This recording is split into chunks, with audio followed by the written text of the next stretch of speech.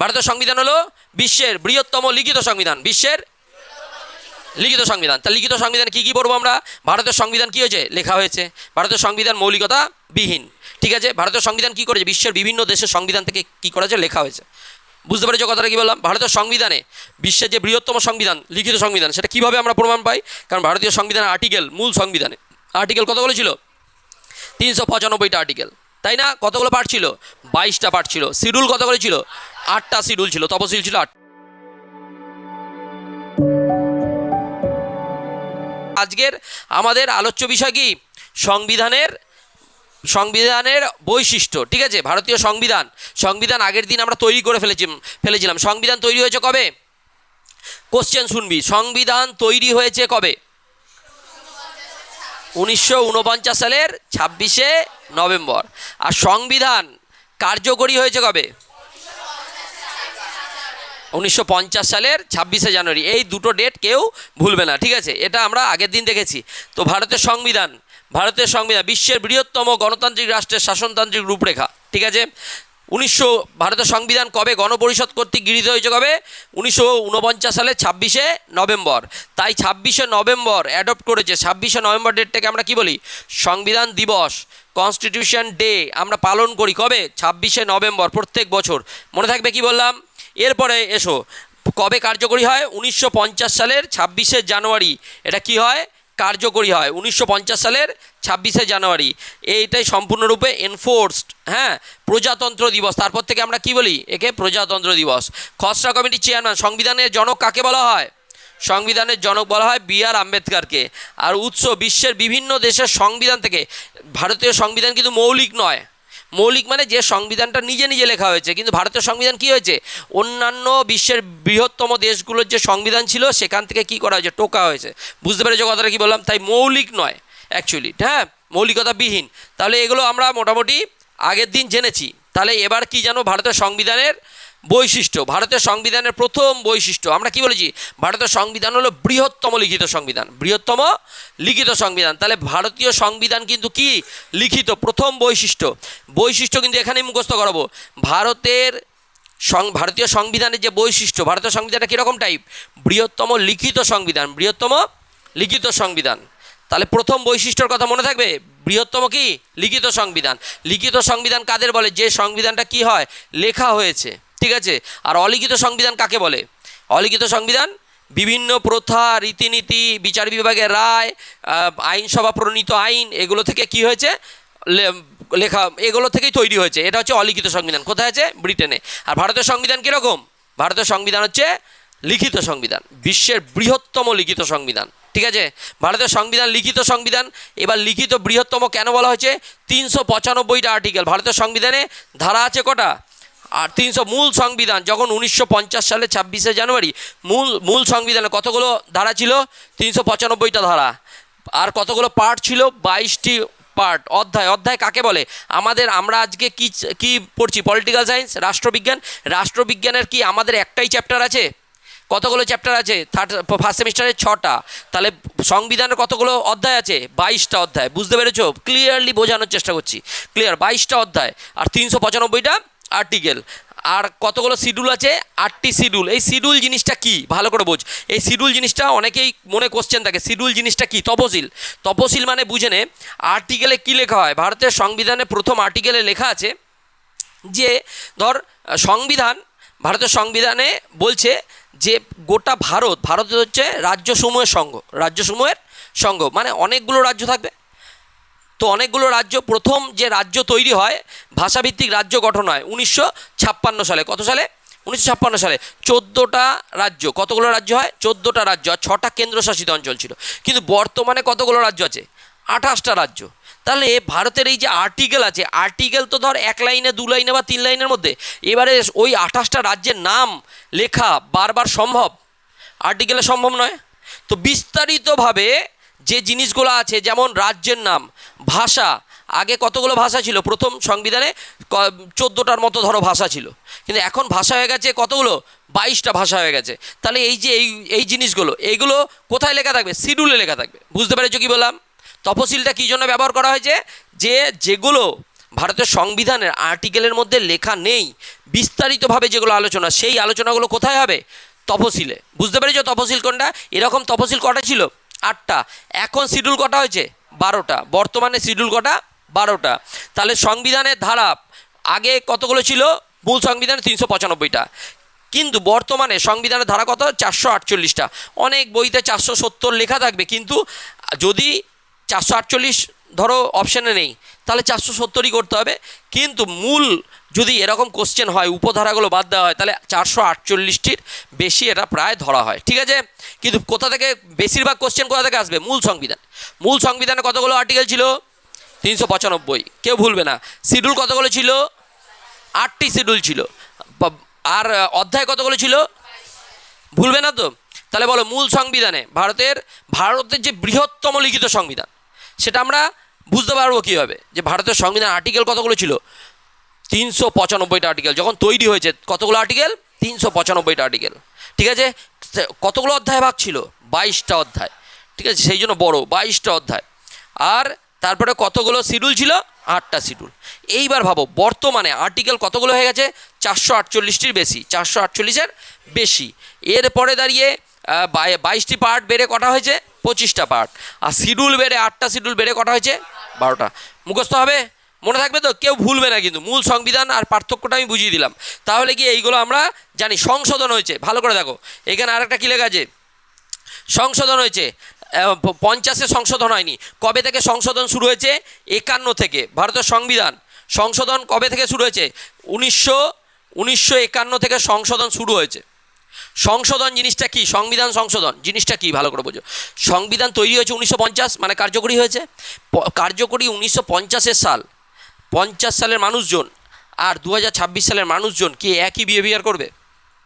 50 সালে আমরা কি পড়তাম? শিক্ষকরা ধুতি পাঞ্জাবি। এখন ধুতি পাঞ্জাবি দেখছো কারুর? কেউ দেখেছো? স্কুলে ধুতি পাঞ্জাবি পরে আসে ম্যাক্সিমাম, খুব বয়স হয়ে গেলে তারা পরে। কিন্তু আগেকার 50 সালে ধুতি পাঞ্জাবি ছিল। বুঝতে পেরেছো কথাটা কি বললাম? এইবারে বুঝে নাও, তখনকার যে 1950-এর ভারত আর 2026-এর AI এর যুগের ভারতের মধ্যে আকাশ পাতাল পার্থক্য। তাহলে সংবিধান তৈরি হয়েছে কখনকার পার্সপেক্টিভে? 1950-এর। তো এখনকার অনেক কিছু চেঞ্জ করার প্রয়োজন আছে। ভারতের সংবিধানের নিয়মেরও বদলানো দরকার আছে। সেই জন্য সময়ের সাথে সাথে সংবিধান কি হয়েছে?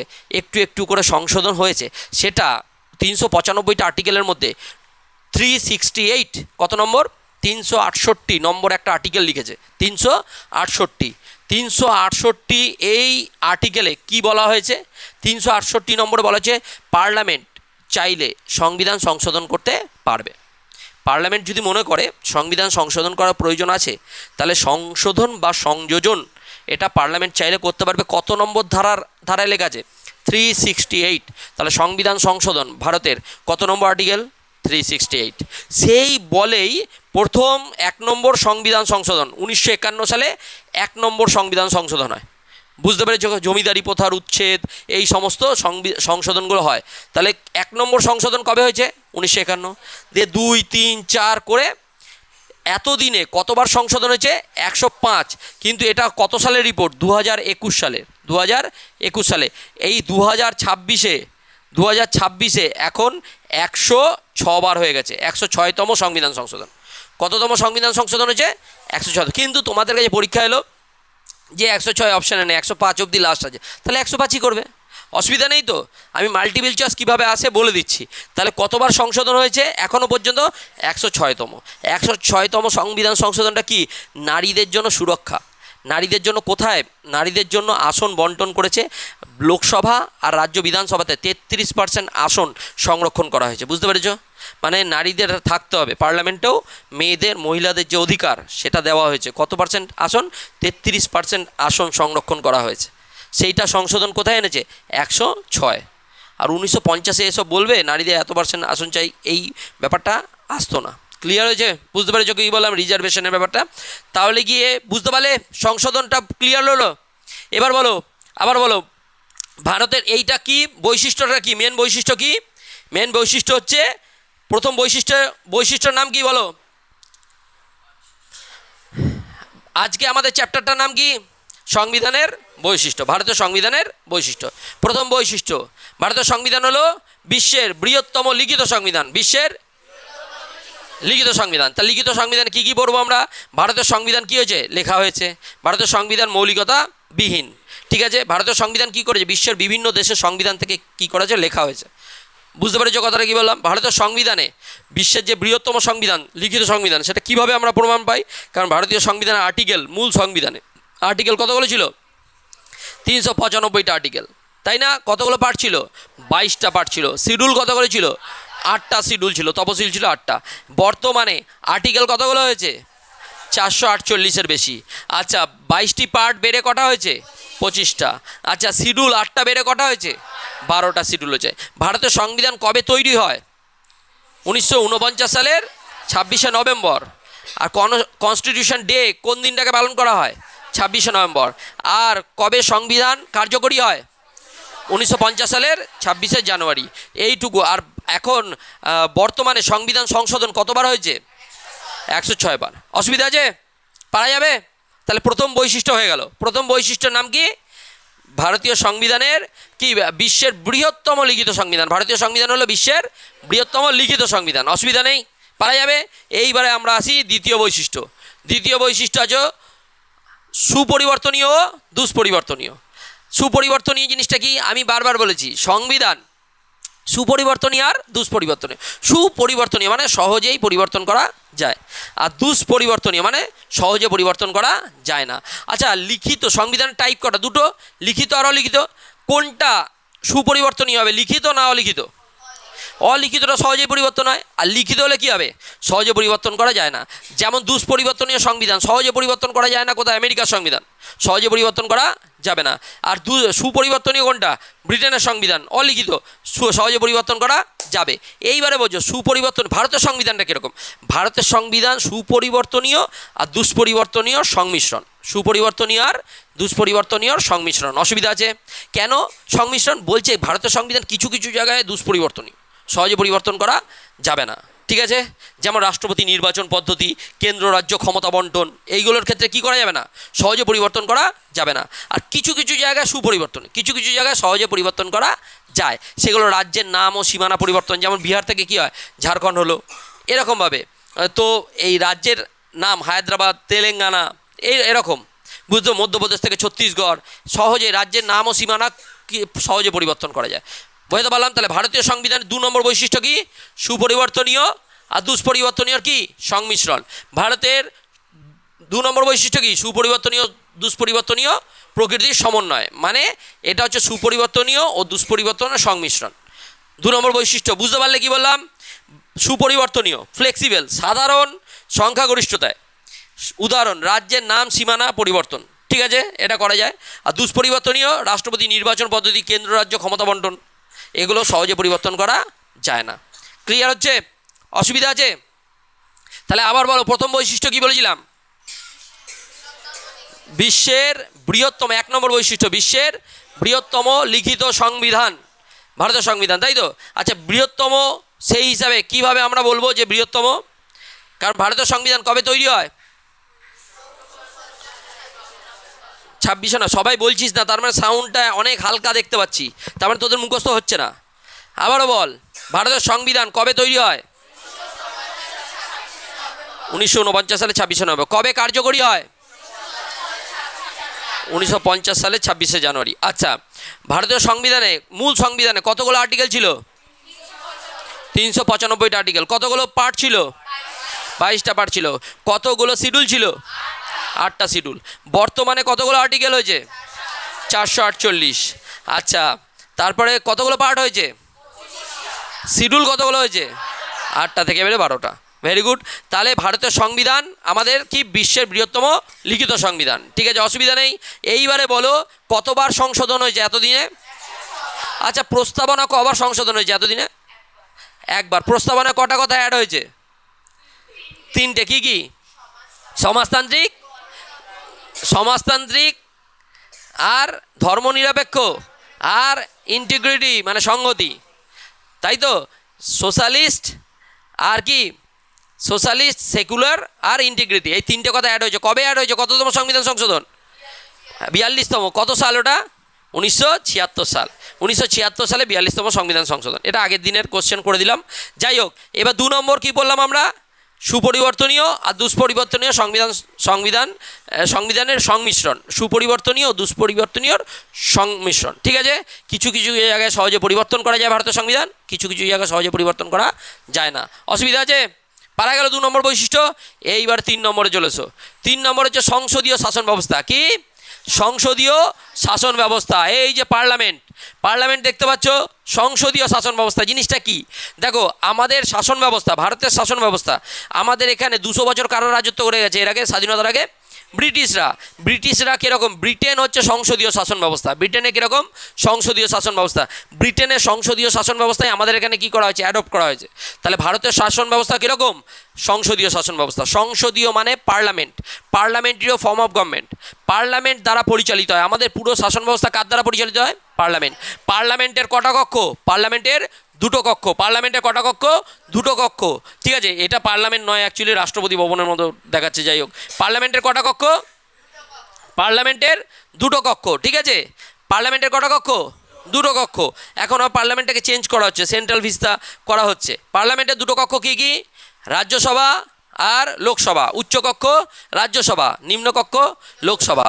পার্লামেন্টের 2টো কক্ষর মধ্যে ওই দেখিস না সবাই মন্ত্রীরা মিলে বেঞ্চ চাপড়ায় যখন অনেক আছে, এইটা হচ্ছে পার্লামেন্টের এরকম কটা কক্ষ আছে? 2টো।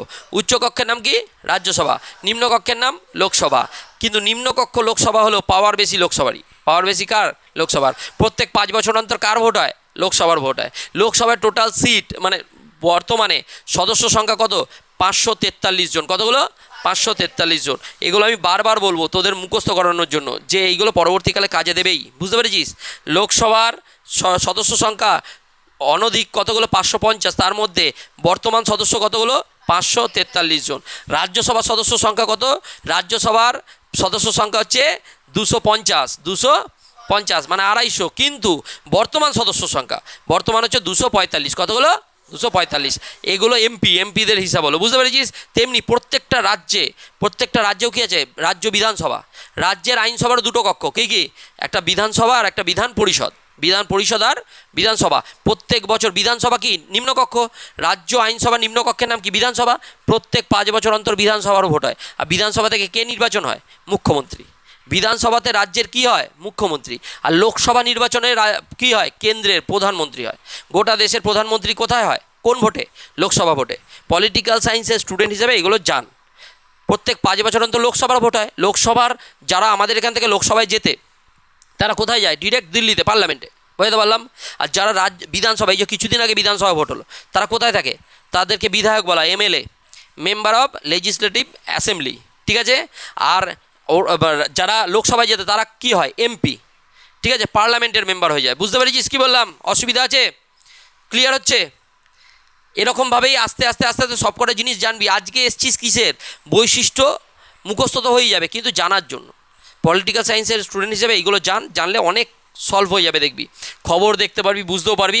আচ্ছা, তাহলে এটা কি শাসন ব্যবস্থা? তাহলে সংসদীয় শাসন ব্যবস্থা। কেন বলা হয়েছে ভালো করে দেখ।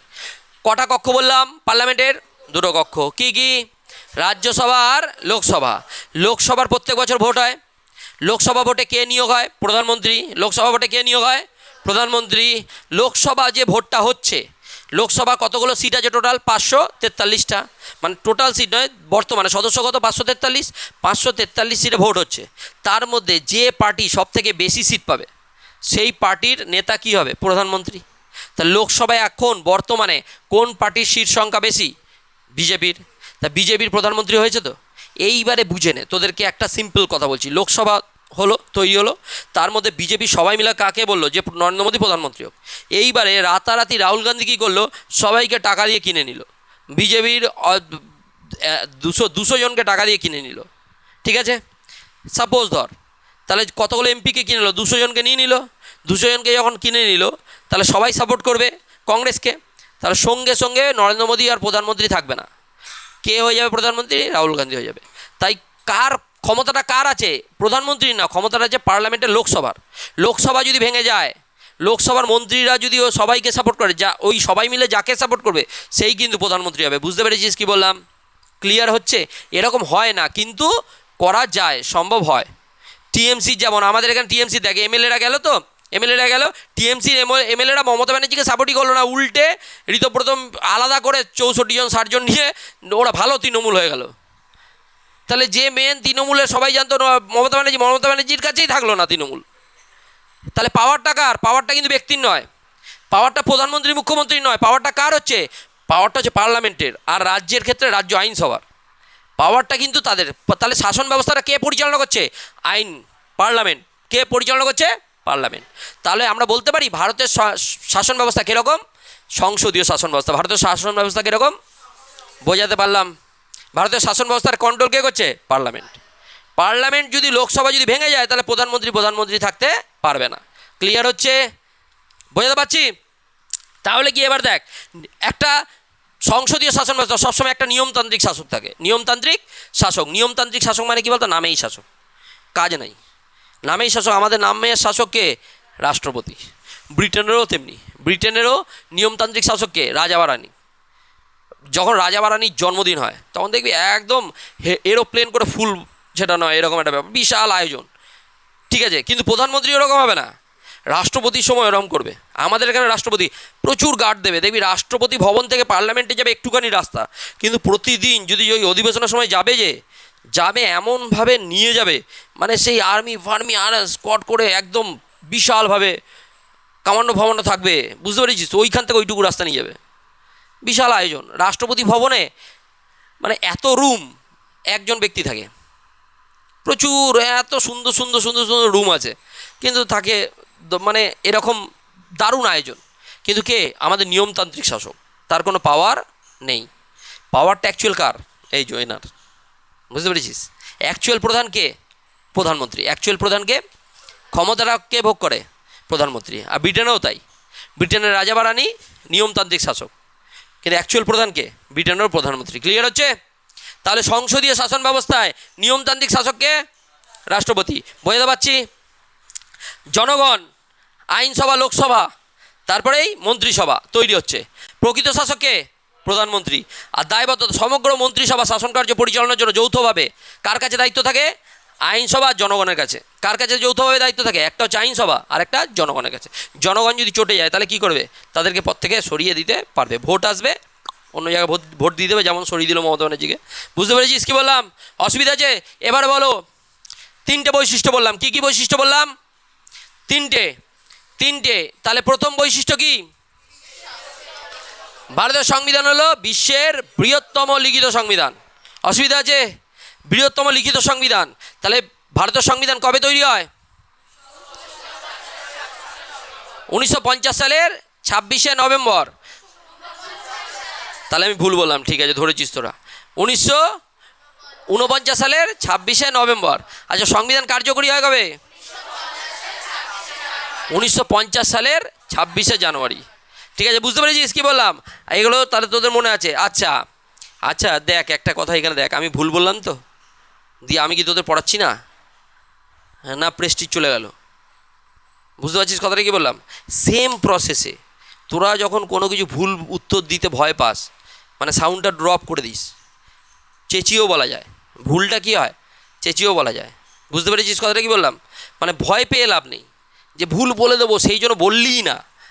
তো স্কুলে যাচ্ছিস, তোরা জানিস সংবিধান কবে তৈরি হয়, দিয়ে তুই ডাউটে আছিস, বলবো কি বলবো না, বলবো, যদি ভুল বলে দিস তাহলে সবাই হাসবে, এই ব্যাপারটা নিয়ে তোরা ভাবিস।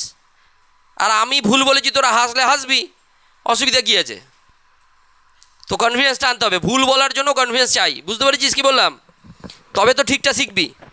আর বলতেই শিখলি না, না ভয়ে বলবোই না। এখানে ম্যাক্সিমাম যখন কোশ্চেন করবো, কোশ্চেন মানে তোদের বুকে একটা প্রথমে ধাক্কা আছে, যা কোশ্চেন ধরে ফেললো, মানে কোশ্চেন করাটাই হচ্ছে এরকম একটা ব্যাপার।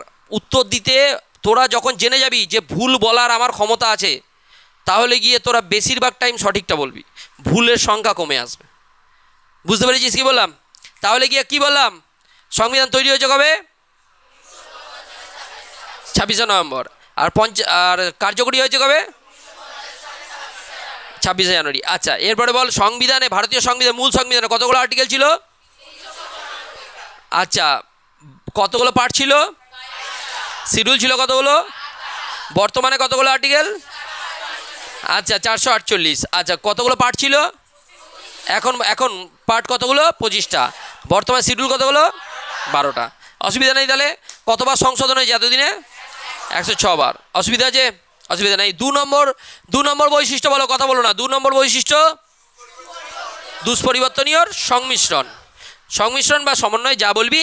তাহলে ভারতের সংবিধান কীরকম? সুপরিবর্তনীয়, সহজে কিছু কিছু পার্ট সহজে পরিবর্তন করা যায়, আর কিছু কিছু পার্ট কি সহজে পরিবর্তন করা যায় না। আবার এটাকে কি বলা হয়? নমনীয় আর অনমনীয়। নমনীয় মানে কি? সহজে পরিবর্তন করা যায়। অনমনীয় মানে কি? সহজে পরিবর্তন করা যায় না। তাই অপশানে যদি দেয় ভুল বলিস না, ঠিক আছে? বুঝতে পেরেছ কি বললাম? 3 নম্বর বৈশিষ্ট্য কি? সংসদীয় শাসন ব্যবস্থা। ভারতের সংবিধান কীরকম টাইপ? সংসদীয় শাসন ব্যবস্থা, পার্লামেন্ট পরিচালিত শাসন ব্যবস্থা। ঠিক আছে? অসুবিধা আছে? বুঝিয়ে দিয়েছি তো। ভারতের 2টো শাসক প্রধান আছে, একটা নিয়মতান্ত্রিক আর একটা অ্যাকচুয়াল শাসক। ঠিক আছে? প্রকৃত শাসক। তা নিয়মতান্ত্রিক শাসকের নাম কি? রাষ্ট্রপতি। ক্ষমতা বেশি, নামেই শাসক, ক্ষমতা বেশি নেই। আর অ্যাকচুয়াল প্রকৃত শাসককে? প্রধানমন্ত্রী। ঠিক আছে? বুঝতে পেরেছ? আমাদের শাসন ব্যবস্থা কাদের অনুরূপ? ব্রিটেনেও তাই। নামমাত্র শাসককে? রাজা বা রানী। ব্রিটেনের রাজা বা রানী। আর প্রকৃত শাসককে? প্রধানমন্ত্রী। অসুবিধা আছে? এইবারে দেখি 4 নম্বর, আধা যুক্তরাষ্ট্রীয় কাঠামো। কীরকম কাঠামো? আধা যুক্তরাষ্ট্রীয়। আচ্ছা, ভারতকে আমরা কি বলি? যুক্তরাষ্ট্র। ভারতকে কি বলি? কিন্তু অ্যাকচুয়ালি যুক্তরাষ্ট্র হতে গেলে, যুক্তরাষ্ট্র মানে কি? যুক্তরাষ্ট্র মানে কেন্দ্র আর রাজ্যের পাওয়ার, ক্ষমতাটা কি করা আছে? ডিভাইড করা আছে। ক্ষমতাটাকে কি করা আছে? কেন্দ্র আর রাজ্যের মধ্যে কি করা আছে? ডিভাইড করা আছে। একেই বলা হয় যুক্তরাষ্ট্র। ধর আমাদের এখানে ভারত, তো ভারতে দেখ অনেকগুলো রাজ্য আছে, 28টা রাজ্য আছে। আর 28টা রাজ্যে 28টা কী আছে? মুখ্যমন্ত্রী আছে। তাহলে আমাদের রাজ্য মুখ্যমন্ত্রী আছে। তো মুখ্যমন্ত্রী পাওয়ার আর প্রধানমন্ত্রী পাওয়ার দুজনের মধ্যে কী করা আছে? ডিভাইড করে দেওয়া আছে। দুজনের মধ্যে কী করা আছে? ডিভাইড করে দেওয়া আছে। এখন শুভেন্দু অধিকারী হয়ে গেছে, তাই বুঝতে পারছিস না যে ডুয়েল ইঞ্জিন, ডবল ইঞ্জিন সরকার চলছে, সেই জন্য বোঝা যাচ্ছে না। কিন্তু যখন মমতা ব্যানার্জি ছিল, ভালো করে বোঝ, মমতা ব্যানার্জির সাথে নরেন্দ্র মোদী কীরকম সম্পর্ক? খুব ভালো সম্পর্ক ছিল। এ ওকে গালাগালি করছে, ও ওকে গালাগালি করছে, এরকম মানে ব্যাপার, তাই না? এরকম সম্পর্ক। তাহলে এদের মধ্যে ক্ষমতাটা কী করা আছে? ভাগ করে দেওয়া আছে। সেটা কোথায় ভাগ করা আছে? সংবিধানে। অসুবিধা আছে? তাহলে কিন্তু ভাগ করা থাকলেও মেন ক্ষমতা ভোগ করে কিন্তু কেন্দ্রই, আমাদের ভারতেও। ঠিক আছে? কোথায় প্রপার যুক্তরাষ্ট্র আছে? প্রপার যুক্তরাষ্ট্র হচ্ছে আমেরিকা। প্রপার যুক্তরাষ্ট্র কে? আমেরিকা। আমেরিকায় 50টা স্টেট আছে। কটা স্টেট? 50টা স্টেটের মধ্যে কোনো স্টেট যদি মনে করে যে আমেরিকার সাথে থাকবো না, তাহলে সে নাও থাকতে পারে। এটা হচ্ছে আমেরিকার রাজ্যের পাওয়ার। বুঝতে পেরেছিস? আমাদের কোনো রাজ্য কিন্তু সেটা পারবে না। বুঝতে পেরেছিস কথাটা কী বললাম? তার ভারতের এরকম। আবার প্রপার যুক্তরাষ্ট্রে 2টো ভোটার আইডি কার্ড। প্রপার যুক্তরাষ্ট্রে আমাদের ভোটার কার্ড কটা? আমরা ভারতের নাগরিক, তাই তো? আর আমেরিকায় কটা ভোটার আইডি কার্ড? আমেরিকায় যদি ক্যালিফোর্নিয়া কেউ থাকে, তাহলে তার একটা ভোটার আইডি কার্ড ক্যালিফোর্নিয়ার জন্য, আর একটা গোটা ইউএসের জন্য। বুঝতে পেরেছিস কী বললাম? কটা আইডি কার্ড নেয় ওরা? 2টো। তাহলে দ্বি-নাগরিকত্ব ওদের কী থাকে? দ্বি-নাগরিকত্ব। বুঝতে পেরেছিস কী বললাম? কিন্তু ভারতে সেই দ্বি-নাগরিকত্ব নেই। ভারতে একটাই নাগরিকত্ব, ভারতীয় নাগরিক। ক্লিয়ার হচ্ছে? তাই ভারতকে কি বলা হয়? আধা যুক্তরাষ্ট্রীয়। ভারতকে কি বলা হয়? আধা যুক্তরাষ্ট্রীয়। কে বলেছে ভারতকে আধা যুক্তরাষ্ট্রীয়? কেসি হয়ার। কে বলেছে? কেসি হয়ার। ভারতকে কি বলেছে? আধা যুক্তরাষ্ট্রীয়। ভারতকে 1 নম্বর ধারা কী বলছে? রাজ্যসমূহের ইউনিয়ন। এই কোনো রাজ্য এখান থেকে বেরোতে পারবে না। কেন্দ্রীয় তালিকা। ভারতকে এই যুক্তরাষ্ট্র ভারতের কটা তালিকা আছে? 3টে তালিকা। 7ম শিডিউলে। কতগুলো? কোন শিডিউলে? 7ম শিডিউলে বলা যে 3টে তালিকা আছে। কি কি? একটা হচ্ছে রাজ্য তালিকা, একটা রাজ্য তালিকা, একটা কেন্দ্র তালিকা, ঠিক আছে? আর একটা হচ্ছে যুগ্ম তালিকা, কনকারেন্ট লিস্ট। ঠিক আছে? একটা স্টেট লিস্ট। রাজ্য তালিকা মানে কোন কোন বিষয়ে রাজ্য রেভিনিউটা নেবে, বুঝে নে। কোন কোন বিষয়ে রাজ্য রেভিনিউটা নেবে। ক্লিয়ার হচ্ছে? রাজ্যের ইনকাম হবে আর কি। বুঝতে পেরেছি? শুধু রাজ্যের ইনকাম। আবার যেটা সেন্ট্রাল লিস্ট মানে কেন্দ্রীয় তালিকা, কোন কোন বিষয়ে কেন্দ্র ডিরেক্ট টাকাটা নেবে। ক্লিয়ার? আবার কনকারেন্ট লিস্ট মানে যুগ্ম তালিকা, মানে কোন কোন বিষয়ে উভয়েরই ইকুয়াল রাইটস আছে। ক্লিয়ার হচ্ছে? এরকমভাবে বিষয় ভাগ করা আছে। কত নম্বর শিডিউল? 7 নম্বর শিডিউলে। কিন্তু কটা তালিকা আছে? আমাদের 3টে তালিকা আছে। কি কি? কেন্দ্রীয় তালিকা, রাজ্য তালিকা, যুগ্ম তালিকা। এক্সাম্পল দেখ, কেন্দ্রীয় তালিকা কি কি? রেলওয়ে, ডাক, এগুলো। রেল কার? কেন্দ্রের। আচ্ছা, রাজ্য তালিকা কি? পঞ্চায়েত, পুলিশ কার? রাজ্য। আচ্ছা, আর্মি কার? কেন্দ্রের। এগুলো তো জানি। এই তালিকাগুলো এরমভাবে করা হয়েছে। আর যুগ্ম তালিকা শিক্ষায় দুজনাই ইকুয়াল, ঠিক আছে, অসুবিধা আছে? তাহলে বলো 4 নম্বর কি? আধা যুক্তরাষ্ট্রীয়। ভারতের সংবিধান কীরকম? আধা যুক্তরাষ্ট্রীয় প্রকৃতির। আচ্ছা আবার বলো, তাহলে 4টে বৈশিষ্ট্য, করা বৈশিষ্ট্য? প্রথম বৈশিষ্ট্যের নাম কি? বিশ্বের বৃহত্তম লিখিত সংবিধান। 2 নম্বর সুপরিবর্তনীয় দুষ্পরিবর্তন সংমিশ্রণ। 3 নম্বর সংসদীয় শাসন ব্যবস্থা। 4 নম্বর আধা যুক্তরাষ্ট্রীয়। অসুবিধা আছে? পারা যাবে তো? আচ্ছা মনে রাখিস কিন্তু, ভোলা যাবে না। আচ্ছা নাগরিকদের মৌলিক অধিকার, নাগরিকদের 5 নম্বর অধিকার, খুব ভেরি ভেরি ইম্পর্টেন্ট। নাগরিকদের কি মৌলিক অধিকার? ভালো করে বোঝো, নাগরিকদের মৌলিক অধিকার। আমাদের সংবিধানে কতগুলো আর্টিকেল ছিল? 395টা আর্টিকেল। কতগুলো আর্টিকেল ছিল? 395টা আর্টিকেল। 395টা আর্টিকেল। কতগুলো পার্ট ছিল? 22টা পার্ট, তাই তো? 22টা পার্ট মানে 1 নম্বর পার্টের নাম কি? 1 নম্বর পার্টে আর্টিকেল কত থেকে কত? 1 থেকে 4। 1 নম্বর পার্টে আর্টিকেল কত থেকে কত? 1 থেকে 4। তা 2 নম্বর পার্টের নাম কি আমরা জানি? আচ্ছা 1 নম্বর পার্টের নাম ভারতীয় ইউনিয়ন ও তার ভূখণ্ড। কত থেকে কত আর্টিকেল? 1 থেকে 4। 2 নম্বর পার্টের নাম হচ্ছে নাগরিকতা। কত থেকে কত? 5 থেকে 11। আমাদের 3 নম্বর অধ্যায় আমরা পড়েছি নাগরিকতা, 5 থেকে 11। আচ্ছা 3 নম্বর অধ্যায়, 3 নম্বর পার্ট, 3 নম্বর অধ্যায়ের নাম কি? মৌলিক অধিকার। 3 নম্বর অধ্যায়ের নাম হচ্ছে মৌলিক অধিকার। কত থেকে কত শুরু হবে? 12 থেকে 35। অসুবিধা আছে? 12 থেকে 35-এ কী আছে? আমাদের নাগরিকদের মৌলিক অধিকারগুলো লিপিবদ্ধ রয়েছে। নাগরিকদের মৌলিক অধিকার লিপিবদ্ধ রয়েছে। আমি একদম সংবিধান ডিটেলসে জেনে যাবি। বুঝতে পেরেছিস কী বললাম? ভারতীয় সংবিধানের 3য় অধ্যায়, কত নম্বর অধ্যায়ে? 3য় অধ্যায়ে কী অধিকার আছে? মৌলিক অধিকার। প্রত্যেকটা সরকারি বইয়ের পিছনে পাতা, সামনে পাতা উল্টে দেখবি মৌলিক অধিকার দেওয়া আছে। কতগুলো মৌলিক অধিকার? 6টা। কতগুলো মৌলিক অধিকার রয়েছে? 6টা। কিন্তু আগে কটা মৌলিক অধিকার ছিল? মূল সংবিধানে 7টা। কটা ছিল? 7টা। একটা মৌলিক অধিকার অ্যাবলিশ হয়েছে, সেটা কত কি? সম্পত্তির অধিকার। কি? সম্পত্তির অধিকারকে অ্যাবলিশ করে দেওয়া হয়েছে। ওটা মৌলিক অধিকারের জায়গায় কী করা হয়েছে? লিগ্যাল রাইট করে দেওয়া হয়েছে। ক্লিয়ার হচ্ছে? সমস্যা হচ্ছিল পরে বলছি। কততম সংবিধান সংশোধন করে? 1978 সালের 44তম। 1978 সালের 44তম সংবিধান সংশোধন করে সম্পত্তির অধিকারকে মৌলিক অধিকার থেকে কী করা হয়েছে? বাদ দেওয়া হয়েছে। তাহলে আমাদের মৌলিক অধিকার কটা আছে? 6টা। 6টা সবাই একসাথে বলবে। প্রথম 1 নম্বর হচ্ছে সাম্যের অধিকার। 1 নম্বর সাম্যের অধিকার। 2 নম্বর স্বাধীনতার অধিকার। 2 নম্বর স্বাধীনতার অধিকার। 3 নম্বর শোষণের বিরুদ্ধে অধিকার। 3 নম্বর শোষণের বিরুদ্ধে অধিকার। 4 নম্বর ধর্মীয় স্বাধীনতার অধিকার। 4 নম্বর ধর্মীয় স্বাধীনতার অধিকার। 5 নম্বর শিক্ষা ও সংস্কৃতি বিষয়ক অধিকার। শিক্ষা ও সংস্কৃতি বিষয়ক অধিকার। 6 নম্বর সাংবিধানিক প্রতিবিধানের অধিকার। সাংবিধানিক প্রতিবিধানের অধিকার। আবার বলো, 1 নম্বর সাম্যের অধিকার। 1 নম্বর সাম্যের অধিকার। 2 নম্বর স্বাধীনতার অধিকার। 3 নম্বর শোষণের বিরুদ্ধে অধিকার। 4 নম্বর ধর্মীয় স্বাধীনতার অধিকার। 5 নম্বর শিক্ষা শিক্ষা ও সংস্কৃতি হবে, এটা সংস্কৃতি ও শিক্ষা, শিক্ষা ও সংস্কৃতি বিষয়ক অধিকার। আর 6 নম্বর শাসনতান্ত্রিক প্রতিবিধানের অধিকার। অসুবিধা আছে? এইবারে দেখো, সাম্যের অধিকার কত থেকে শুরু হয়েছে? এমনি মৌলিক অধিকার কত থেকে? 12 থেকে 35, তাই তো? 12তে আছে ডেফিনিশন, 13তে আছে জুডিশিয়াল রিভিউ। মানে মৌলিক অধিকারকে খণ্ডন করলে তাহলে কোথায় যেতে পারবে? সুপ্রিম কোর্টে যেতে পারবে। ক্লিয়ার হচ্ছে? সুপ্রিম কোর্টে যেতে পারবে ডিরেক্ট। সাম্যের অধিকার কত নম্বর আর্টিকেল? তাহলে 12, 13 হয়ে গেল। 14 থেকে সাম্যের অধিকার কত? 14 থেকে 18 আর্টিকেল। 14 থেকে সাম্যের অধিকার কত থেকে কত? স্বাধীনতার অধিকার তাহলে কত থেকে শুরু হবে? 19 থেকে 22। 19 থেকে 22। এবার শোষণের বিরুদ্ধে অধিকার কত থেকে শুরু হবে? 23 আর হচ্ছে 24। অসুবিধা আছে? কথা বলো না কেউ। ধর্মীয় স্বাধীনতার অধিকার কত থেকে কত শুরু হবে?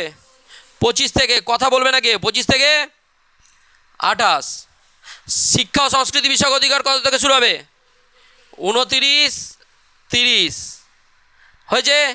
আচ্ছা শাসনতান্ত্রিক প্রতিবিধানের অধিকার বলছে 32 নম্বর দ্বারা। তাহলে 31 নম্বর কী হলো? সম্পত্তির অধিকার ছিল, ওটাই গিয়ে কী করা হয়েছে? অ্যাবলিশ করে দেওয়া হয়েছে। সম্পত্তির অধিকারকেই কী করা হয়েছে? বাতিল করা হয়েছে। ক্লিয়ার? বুঝতে পেরেছিস? 31 নম্বর ধারাটাকে কী করা হয়েছে? বাতিল করা হয়েছে। কত সালে? 1978 সালে। কততম সংবিধান সংশোধন? 44তম। অসুবিধা আছে? আবার তাহলে বলো, আর শাসনতান্ত্রিক প্রতিবিধান কত? 32। এটা 32 নম্বর দ্বারা সুপ্রিম কোর্ট এই অধিকারগুলো ইউজ করে। আর 226 এটা একসাথে বলা হয়। 226-এ হাইকোর্ট এই অধিকারগুলো ইউজ করে। ক্লিয়ার হচ্ছে? এইবার বলো, মৌলিক অধিকার কত নম্বর অধ্যায় আছে? তৃতীয় অধ্যায়ে কত থেকে কত নম্বর ধারায়? 12 থেকে 35 নম্বর ধারায়। মৌলিক অধিকার মানে নাগরিকদের মৌলিক অধিকার, এগুলো আমাদের মৌলিক অধিকার। ক্লিয়ার? মৌলিক অধিকার কটা আছে? 6টা। কি কি? সাম্যের অধিকার, স্বাধীনতার অধিকার, শোষণের বিরুদ্ধে অধিকার, ধর্মীয় স্বাধীনতার অধিকার, শিক্ষা ও সংস্কৃতি বিষয়ক অধিকার, সাংবিধানিক প্রতিবিধানের অধিকার। সাম্যের অধিকার কত থেকে কত? 14 থেকে শুরু হচ্ছে, 14 থেকে 18। স্বাধীনতার অধিকার 19 থেকে 22। শোষণের বিরুদ্ধে অধিকার 23-24। ধর্মীয় স্বাধীনতার অধিকার 25 থেকে 28। শিক্ষা ও সংস্কৃতি বিষয়ক অধিকার 29-30। 31 নম্বর ধারা অ্যাবলিশ হয়েছে। তারপরে সাংবিধানিক প্রতিবিধানের অধিকার 32। ঠিক আছে? অসুবিধা আছে? ক্লিয়ার? মৌলিক অধিকার নিয়ে ডাউট নেই। আর মৌলিক অধিকার ক্ষুণ্ণ করলে কোথায় যেতে পারবে? সুপ্রিম কোর্টে। আমি ডিটেলসটা মৌলিক অধিকার আজকে বললাম না, অন্য এটা তোমাদের সেকেন্ড সেমিস্টারে আছে, ডিটেলসে আরও পড়তে পারবে। অসুবিধা আছে? মৌলিক অধিকার পারা যাবে তো? আচ্ছা, এই যে এখানে লেখা আছে মূল সংবিধানে কটা অধিকার ছিল? 7টা।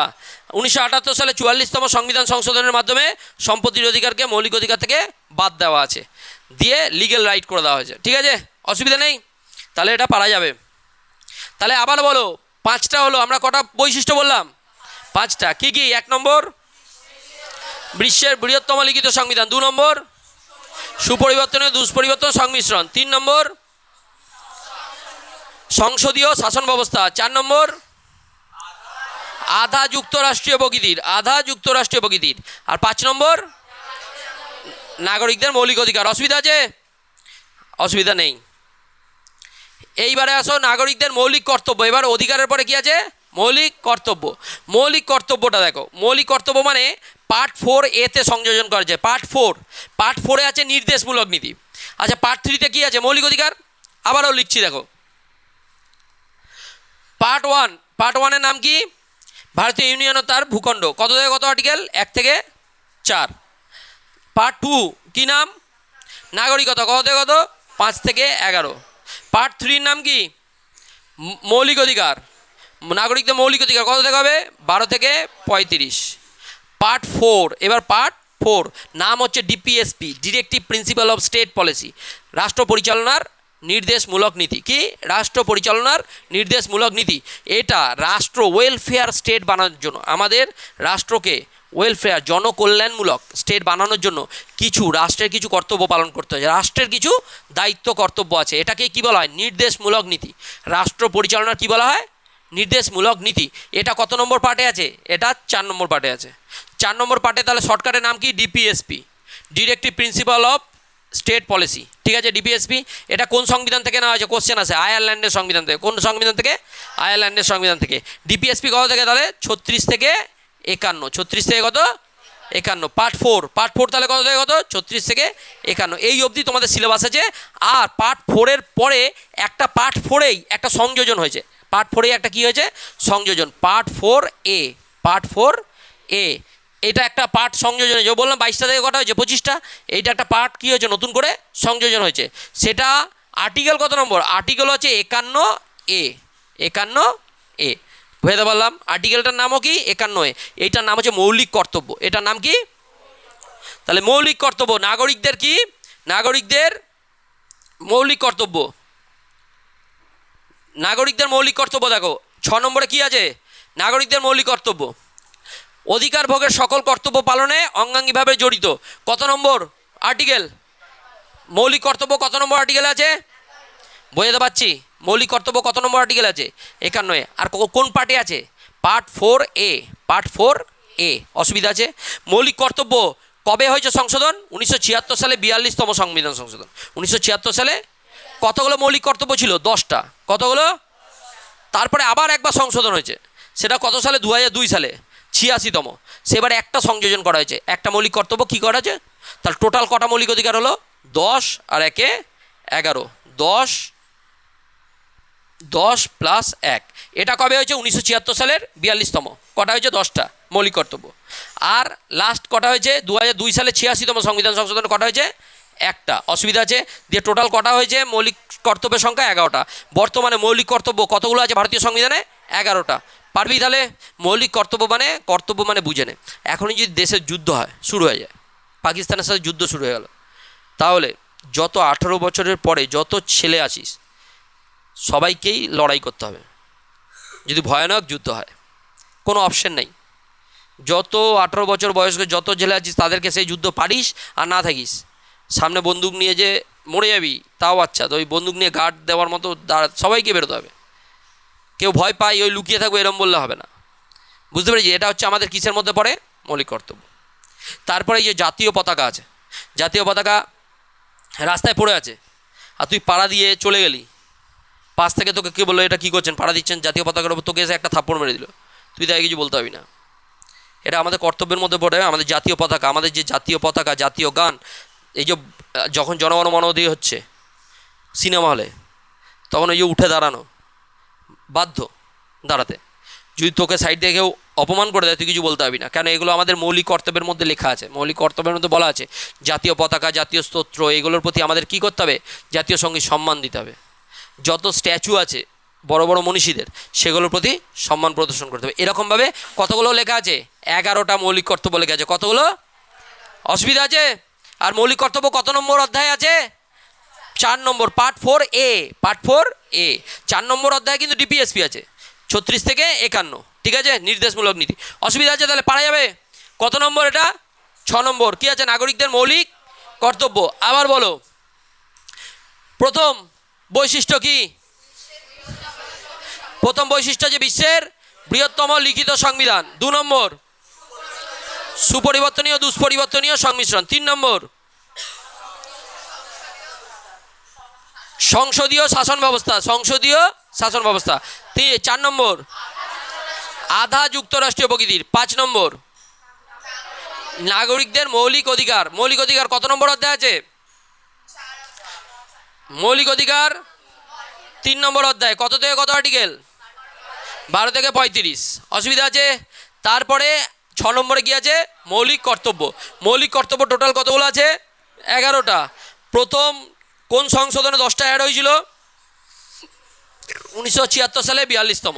ওটাকে মিনি কনস্টিটিউশন বলা হয়। বেশিরভাগটাই ওই রকমই আসবে, সংশোধন হলে ওই টাইমে হয়, ঠিক আছে? অসুবিধা আছে? পারা যাবে মৌলিক কর্তব্য? বুঝতে পারলি? এরপরে চলে এসো 7 নম্বর, রাষ্ট্র পরিচালনা নির্দেশমূলক নীতি। এইটাই হচ্ছে কি বললাম? DPSP, directive principle of state policy. এটা কত নম্বর পার্টে আছে? কত নম্বর পার্টে আছে? 4A তে তো মৌলিক কর্তব্য ছিল, এটা পার্ট 4A ছিল। পার্ট 4 আবারও বলছি, দেখ প্রথম পার্ট কি? প্রথম 1 নম্বর পার্ট। প্রথমে 1 নম্বর পার্ট। 1 নম্বর পার্টে কী আছে? কত থেকে কত? ভারতীয় ইউনিয়ন ও তার ভূখণ্ড। নাম কি? ভারতীয় ইউনিয়ন ও তার ভূখণ্ড। তোদের সিলেবাসে নেই। 1 থেকে 4। অসুবিধা আছে? দ্বিতীয় পার্ট, 2 নম্বর পার্টের নাম কি? সিটিজেনশিপ, নাগরিকতা। নাগরিকতা কত থেকে কত? 5 থেকে 11। আচ্ছা, 3 নম্বর পার্টের নাম কি? নাগরিকদের মৌলিক অধিকার। কত থেকে কত?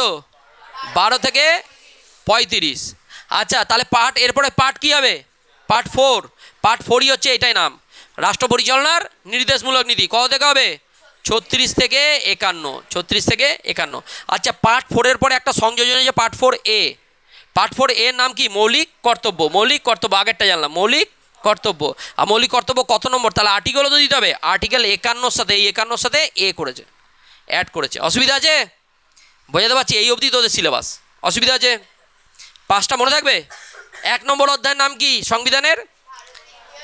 ভারতীয় ইউনিয়ন ও তার ভূখণ্ড। কত থেকে কত আর্টিকেল? 1 থেকে 4। 2 নম্বর অধ্যায়ের নাম কি? নাগরিকতা। আমাদের সিলেবাস আছে 3 নম্বর অধ্যায়। 2 নম্বর অধ্যায়ে 5 থেকে 11 কি আছে? নাগরিকতা। 3 নম্বর অধ্যায়ে কি আছে? নাগরিকদের মৌলিক অধিকার। নাগরিকদের মৌলিক অধিকার। কটা মৌলিক অধিকার আছে? 6টা। কটা মৌলিক অধিকার আছে? 6টা। কত থেকে কত আর্টিকেল? 12 থেকে 35। পার্ট 4-এ কি আছে? রাষ্ট্র পরিচালনার নির্দেশমূলক নীতি। রাষ্ট্র পরিচালনার নির্দেশমূলক নীতি। কত থেকে কত? 36 থেকে 51। আর পার্ট 4A তে কি আছে? পার্ট 4A তে মৌলিক কর্তব্য। মৌলিক কর্তব্য কটা আছে? টোটাল 11টা। মূল সংবিধানে কি মৌলিক কর্তব্য ছিল? মৌলিক কর্তব্য কবে প্রথম অ্যাড হয়? 76 সালের 42তম সংবিধান সংশোধন। কটা মৌলিক অধিকার অ্যাড হয়? 10টা। বর্তমানে কটা মৌলিক অধিকার? 11টা। 11 নম্বরটা তাহলে কবে অ্যাড হয়? 2002 সালে 86তম সংবিধান সংশোধন। কত সালে? 2002 সালের 86তম সংবিধান সংশোধন। বোঝাতে পারছি? ভালো করে বোঝ। বারবার তোরা যেটা ভাবছিস, ম্যাক্সিমাম জন, কিছুজন ভাবছিস যে এতবার বলে আমাদের কি হবে, বা এতবার রিমাইন্ড করে আমাদের কি হবে? আমি বারবার তোদের একটা কথা বলে দিচ্ছি, যত বেশি রিমাইন্ড করবি তত বেশি ব্রেন ফাংশন করবে। সারা দিনে এখনকার যে আমাদের পড়াশোনার পরিস্থিতি হয়েছে, আমি বারবার বলছি তোদের ব্রেনে কাজ করে না, তোদের সারা দিনটা যায় এন্টারটেনমেন্টে, ব্রেনের কোনো কাজ হচ্ছে না, ব্রেনের কোনো অ্যাক্টিভিটি হচ্ছে না। আমি এখানে এসে চেষ্টা করছি তোদেরকে বারবার রিমাইন্ড করানোর যে বলতে পারছিস কি না, এইটা আমি পড়িয়ে দিচ্ছি, এরপর থেকে খালি ধরাই চলবে। দেখ পড়াশোনা আমি তোদেরকে বারবার বলে দিচ্ছি, আমি একটাই জিনিস পারবো, সেটা হচ্ছে তোদেরকে মুখস্থ করাতে, তোদের মাথায় ঢোকানো বুঝিয়ে মুখস্থ করাতে, এটাই আমার কাছে কোয়ালিটি। আর যদি ভাবিস যে না পড়ার মধ্যে একটু ফান চাই, মানে একটু আনন্দ করতে হবে, আমাদের একটু গল্প করতে হবে, তাহলে আমার কাছে পড়ে তোরা লাভ পাবি না। আরও অনেকগুলো সাবজেক্ট আছে তোদের, সেখানে অনেকগুলো ব্যাচ আছে, সুযোগ পাবি অনেক ক্ষেত্রে। আমার কাছে না লেখার বসে বসে লেখার টাইম পাস করতে পারবি, আর না নয় আমি পড়ি, আমি যদি একমাত্র বসবো কখন, আমি বলেছি তোদেরকে, সেটা তোদের যখন পরীক্ষা নেব, বাদ বাকি আমি এই দাঁড়িয়ে দাঁড়িয়ে পড়াবো আর রিমাইন্ডই করব। তোরা রিমাইন্ড করছিস, তোদের যেমন কষ্ট হচ্ছে আমারও রিমাইন্ড করতে অসুবিধা হচ্ছে, বারবার বল। তাহলে সবাই এরকমভাবেই পড়াতো, বই ছাড়া সবাই পড়াতে শুরু করতো। গোটা ওয়েস্ট বেঙ্গলের ভালো করে রাষ্ট্রবিজ্ঞান পড়ানোর ধরনটা দেখে নিবি, আমি তোদেরকে বলে দিচ্ছি। আমি টিল নাও 11 থেকে শুরু করেছি, 12 অবধি এরকমভাবেই পড়াবো, কোনো ছাড় নেই। প্রথমে 11-এর সময় 11-এ প্রথম কটা ক্লাস সবাই চেষ্টা করবে তোদেরকে বোঝানোর চেষ্টা করবে, এই ওই বোঝানোর চেষ্টা করবে। স্কুলে যা, স্কুলেও একই হাল, একটা করে বই নেবে, বই নিয়ে তোদেরকে দেখে দেখে দেখে দেখে বলতে শুরু করবে। মাথায় লোড নিতে সবার কষ্ট হয়, আমারও কষ্ট হয়, কিন্তু আমি এটা ধরন আমার অনেক দূর অবধি যাওয়ার ইচ্ছা আছে। আর আমি চাই আমার স্টুডেন্ট হিসেবে তোরা এইটুকু জান যে যদি ব্রেনের অ্যাক্টিভিটি করিস তাহলে লাইফে উন্নতি করে হবে, শুধু পড়াশোনা দিয়ে কিছু হয় না। আমি বলছি না যে পরীক্ষায় তোরা নাম্বার পাবি, স্কোর করবি 90% স্কোর করে যাবি, সাকসেসফুল হবি না। সাকসেসফুল হতে গেলে একটাই জিনিস করতে হবে, ব্রেনটাকে ঠিকঠাক জায়গায় নিয়ে আসতে হবে। যারা মাধ্যমিক অবধি কম নাম্বার পেয়েছিস তারা জানিস আমরা কম নাম্বার পেয়েছি মানে আমরা খারাপ স্টুডেন্ট, এটা মনের মধ্যে মেনে নিয়েছিস, কিন্তু এটা কিচ্ছু এসে না। মাধ্যমিকে তুই 2nd ডিভিশন বা 3rd ডিভিশন বা কিচ্ছু এসে না। মাধ্যমিক অবধি পড়াশোনাটা বেসিক স্কিল যদি লিখতে জানিস আর যোগ বিয়োগ গুণ ভাগ জানিস তাহলেই হবে। বাদ বাকি এরপর থেকে হায়ার স্টাডিজে যাচ্ছিস, সিনসিয়ার হ, মানে ব্রেনটাকে দেখ কতটা উন্নত। আমি মনে করতে পারছি কিনা, যদি আমার এখানে মনে করতে না পারিস, আমি বারবার বলছি যদি মনে করতে না পারিস তাহলে নিজে এইখানে ফল্ট তোদের, যে তোরা এখানে সুযোগ পাচ্ছিস তাও আবার রিমাইন্ড করছিস না। রিমাইন্ড করা মানে কি হচ্ছে, ব্রেনের জিম হচ্ছে। আমি তো একটাই এক্সাম্পল জানি যে আমরা জিম করতে যাই বডি বানানোর জন্য, যখনই প্রথম দিন জিমে যাবি, কোনো দিনও তোরা এরপরে কেউ যদি যাস দেখবি প্রথম দিন যে তুই অনেক 10 কেজি ডাম্বেল তুলে নিচ্ছিস, দিয়ে এবার ঘরে আসবি, ঘরে এসে দেখবি সেই মাসলগুলো, হাত পা তো চলছে, তাও দেখবি হাত দিয়ে খেতে পারছিস না, লেংড়ে চলছিস, পা তুলতে পারছিস না, এরকম একটা হাল হবে। কেন হাল হবে? কারণ ওই মাসেলগুলো আমাদের কাজই করেনি এতদিন। এইবার যখন আমি জিমে যাচ্ছি তখন ওই মাসেলগুলো অ্যাক্টিভ হচ্ছে, অ্যাক্টিভ হতে গেলে সেখানে তো বসে গেছে, তাহলে কাজ করবি কীভাবে? তোদের ব্রেনটা ওরকম হয়ে গেছে, ব্রেনটা এন্টারটেনমেন্ট করতে করতে, এই ফোন রিলস আর এইসব এন্টারটেনমেন্ট করতে করতে সারাদিনে তোদের ব্রেনটা কাজই করেনি, এতদিন কাজ করেনি। পরীক্ষার সময় কাজ করতো খালি, পরীক্ষার আগের দিন কাজ করে দিয়ে আস আর ঘুম পায়, পরীক্ষার আগের দিন তো ব্রেন কাজ করে দিয়ে যাবি আর তখনই ঘুম পায়। কারণটা কেন? ওই যে একদিন কাজ করালে। আর আমি বলতে এই যে প্রতিদিন আমার কাছে আসবি, যে কদিন আসছিস সে কদিন ব্রেনের কাজ করেছে, আমি তোদেরকে মুখস্থ তো তোরা করেই ফেলবি, পরীক্ষার আগেও করে ফেলবি, কিন্তু প্রতিদিন যদি এটা করতে থাকিস তোদের ব্রেনটা এমন জায়গায় চলে যাবে 12-এ এমনি স্কোর করবি। তাই সবাই অভ্যেস করবি, আমার সাথে সাথে বলার চেষ্টা করবি, এই 45 মিনিট 1 ঘন্টা ভালো করে ক্লাস কর, ঠিক আছে? আমি কথা দিচ্ছি, দেখ তোদের এমন একটা জায়গা তৈরি হবে, যারা কম নাম্বার পেয়েছিস তারা এইচএসে সব থেকে বেশি স্কোর করতে পারবি। স্কোরের পিছনে ছুটিস না, আগে শেখ, এইগুলো অ্যাপ্রোপ্রিয়েট। আমি এত ডিটেলসে কেন পড়াচ্ছি জানিস সংবিধানটা? কারণ সবাই বাইরের লোক তোদেরকে ভয় দেখিয়ে রেখেছে রাষ্ট্রবিজ্ঞান মানে কঠিন, সংবিধানের আর্টিকেল মনে রাখতে হবে। কীভাবে আর্টিকেল মনে রাখতে হয় আমি দেখাচ্ছি তোদেরকে, কোনো ইজি ব্যাপার। তাই আর্টিকেলগুলো বলছি। প্রথম অধ্যায় কী আছে? ভারতীয় ইউনিয়ন, তার ভূখণ্ড। শুধু আজকে না, অনেক দিন বলেছি। বল প্রথম অধ্যায়ের নাম কি? ভূখণ্ড। কত থেকে কত নম্বর আর্টিকেল? 1 থেকে 4। আচ্ছা 2 নম্বর অধ্যায়ের নাম কি? আমাদের পড়া হয়ে গেছে, নাগরিকতা। কত থেকে কত? 3 নম্বর অধ্যায়ের নাম কি? মৌলিক অধিকার। কটা মৌলিক অধিকার আছে? 6টা, ঠিক আছে? কত থেকে কত? 12 থেকে 35। মৌলিক অধিকারের পরে কি আছে? 4 নম্বর রাষ্ট্র পরিচালনা নির্দেশমূলক নীতি, শর্টকাটে কি মনে রাখবো? DPSP. Directive principle of state policy, রাষ্ট্র পরিচালনার নির্দেশমূলক নীতি জিনিসটা কি? রাষ্ট্রকে পরিচালনা করার জন্য দেখ রাষ্ট্রের কিছু কর্তব্য আছে, আমাদের পরিচালনা করার জন্য, রাষ্ট্রকে পরিচালনা করার জন্য রাষ্ট্রের কিছু কর্তব্য আছে, বুঝতে পেরেছিস? রাষ্ট্রের কর্তব্য যেমন আমি একটা এক্সাম্পল দিচ্ছি, ধর মেটার্নিটি রিলিভ। মেটার্নিটি রিলিভ মানে ধর মেয়েরা চাকরি করছে, তো অনেক মেয়েরা তো চাকরি করে, বাইরে কাজ করে, মেয়েরা যখন প্রেগনেন্ট হবে তখন ভালো করে বোঝ, ওদেরকে তো ছুটি যায়, ওই ছুটির জন্য যদি মাইনে কেটে নেয়, এই সব কোনো রুলস নেই। মেয়েদের জন্য মেটার্নিটি রিলিভ আছে, এটা কিন্তু বাধ্যতামূলক নয়, রাষ্ট্রের কর্তব্য, রাষ্ট্র এটা দেয়। তাই প্রত্যেকটা স্টেট কী করে, এই মেটার্নিটি লিভ দেয়, কেউ 1 বছর দেয়, কেউ 6 মাস দেয়, বুঝতে পেরেছিস কথাটা কী বললাম? এটা কোথায় লেখা আছে? ডিপিএসপিতে। এটা কোথায় লেখা আছে?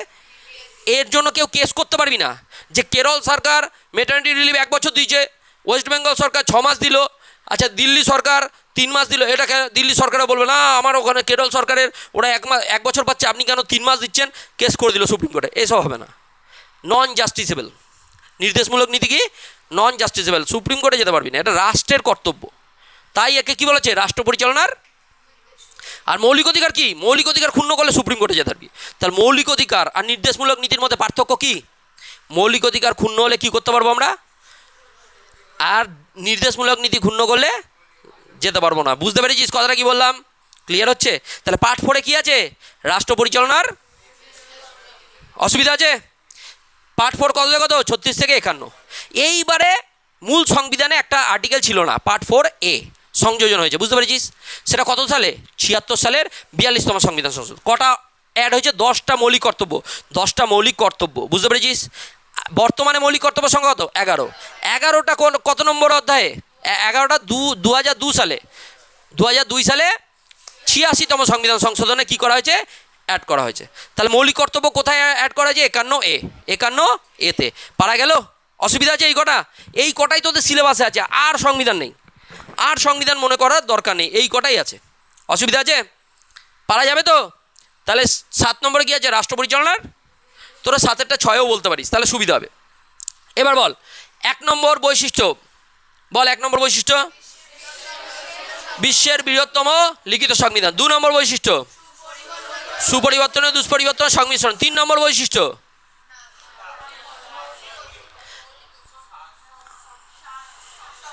সংসদীয় শাসন ব্যবস্থা, সংসদীয় শাসন ব্যবস্থা।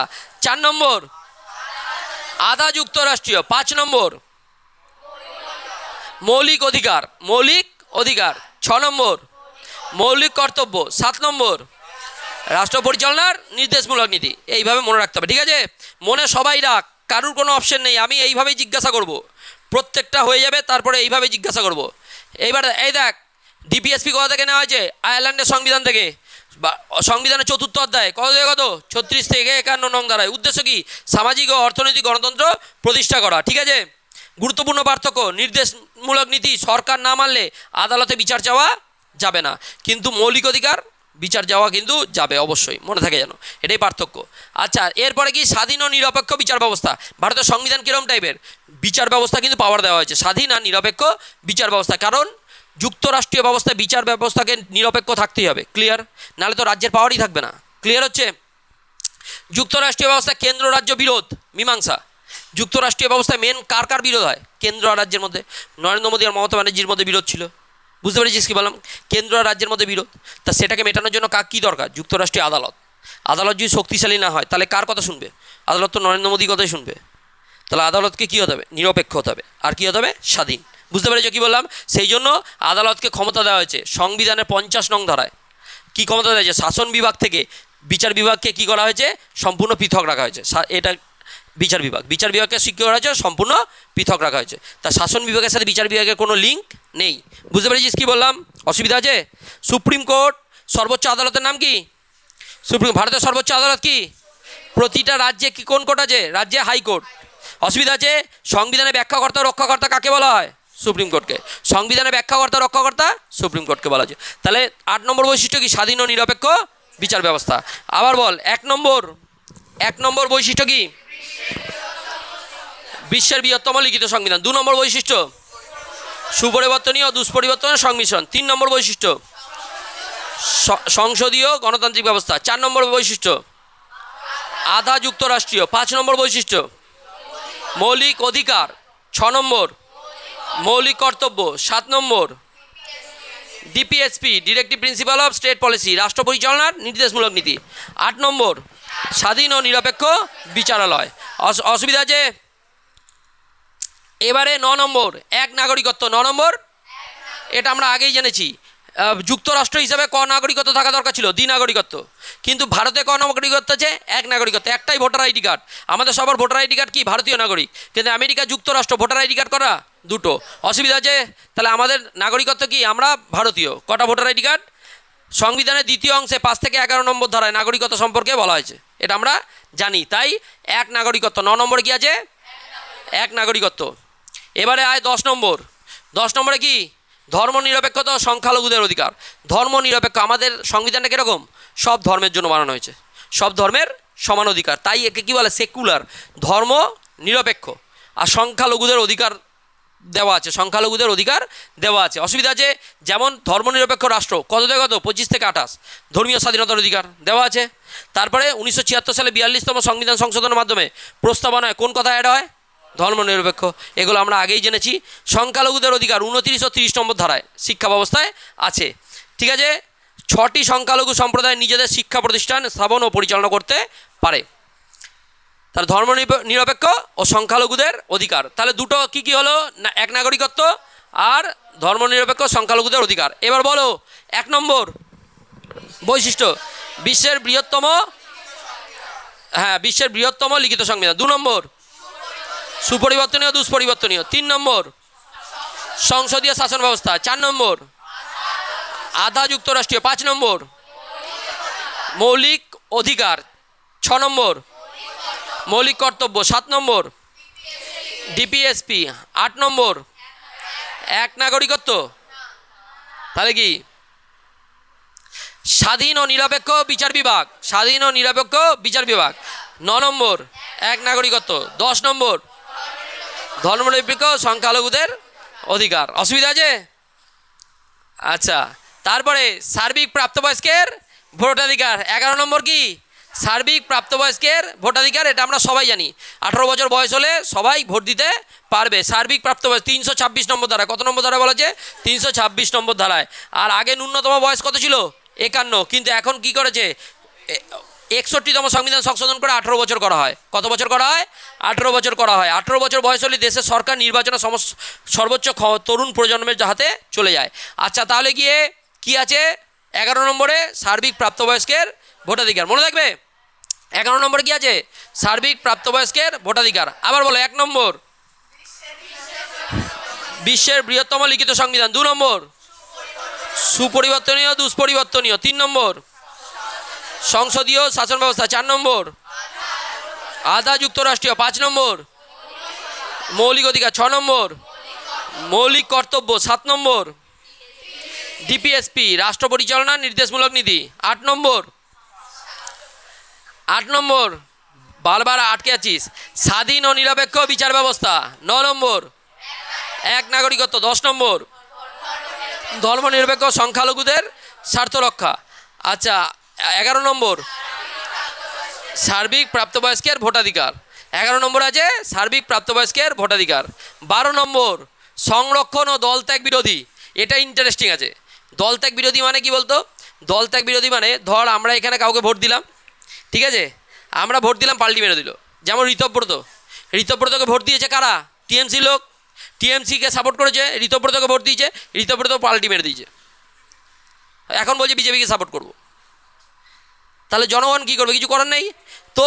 ঋতব্রত একটা কাজ করেছে, ঋতব্রত বন্দ্যোপাধ্যায় একটা কাজ করেছে, 80 জনের মধ্যে 60 জনকে নিয়ে বেরিয়েছে, সেই জন্য সমর্থন পেয়েছে। কিন্তু একা বেরোতে গেলে অ্যান্টি ডিফেকশন ল কত সালে এসছে? 1985 সালের। আগে এসব বেশি হতো, একা একা বেরিয়ে যেতে পারতো। 1985 সালের 52তম সংবিধান সংশোধনে কি বলা হয়েছে? দলত্যাগ বিরোধী করা যাবে না। যে দলত্যাগ বিরোধী মানে দল যদি বিরোধী কাজ করিস, দলকে ছাড়া মানেই তোর পদ চলে যাবে, কততম সংবিধান সংশোধন? 1985 সালের 52তম সংবিধান সংশোধন। তাই দল ত্যাগ একা একা করতে পারবি না, দল ত্যাগ করলে তার পদটাও চলে যাবে। ঠিক আছে? অসুবিধা আছে? দল ত্যাগ বিরোধী কত? 12 নম্বরে সংরক্ষণ ও দলত্যাগ বিরোধী আইন।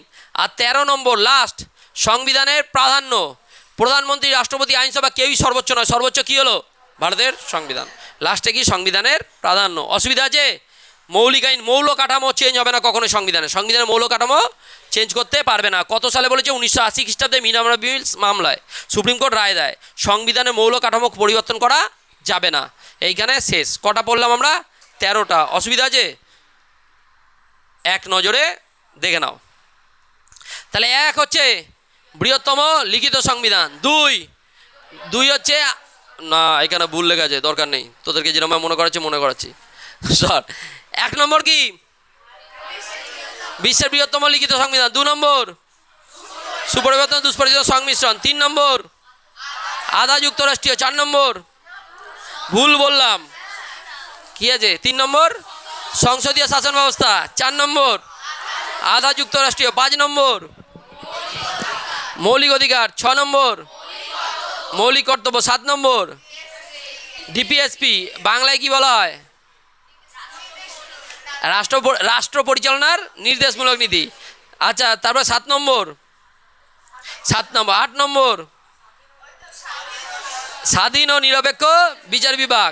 9 নম্বর এক নাগরিকত্ব। 10 নম্বর ধর্মনিরপেক্ষ সংখ্যালঘুদের স্বার্থ রক্ষা।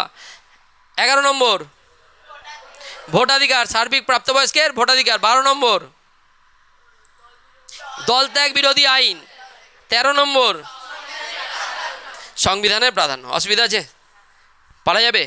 যদি বাই চান্স তোদের স্কুলে ভুল করে ক্লাস হয়ে যায়, আর যদি সংবিধানের বৈশিষ্ট্য তোমরা জানো, তাহলে লাইন দিয়ে যদি তোরা বলতে থাকিস, আমি তোদের গ্যারেন্টি দিচ্ছি সবাই তাকাবে যে কী করে জানলো।